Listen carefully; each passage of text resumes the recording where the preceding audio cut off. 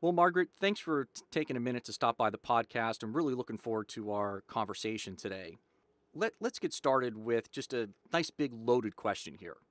How can being better informed about the different ways genders and generations approach savings and investing help retirement plan sponsors? So, Rick, I appreciate the opportunity to be here today. And how we look at this is really plan design fundamentally is the great equalizer, whether it be in mitigating gender differences or transcending generational differences.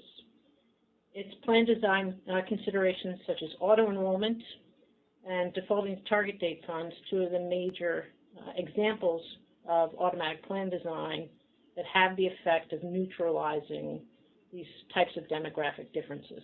What are some of those differences and how does that play into the way that people are saving or interacting with their retirement plans? Sure, I'd be happy to share a couple of just top-line results that I think underscore these points. So when you look at men and women in particular and how they participate in plans differently, when left to their own devices in voluntary enrollment programs, women are much more likely than men to enroll in a plan. For example, 66% of women participated in our study on average compared to 58% for men.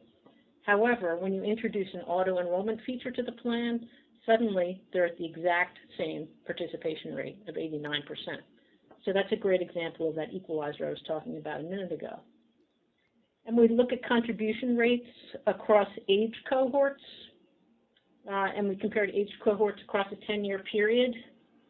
We found that the millennials were the biggest laggards, right? They had the weakest participation rates in the low fours, 4.2%.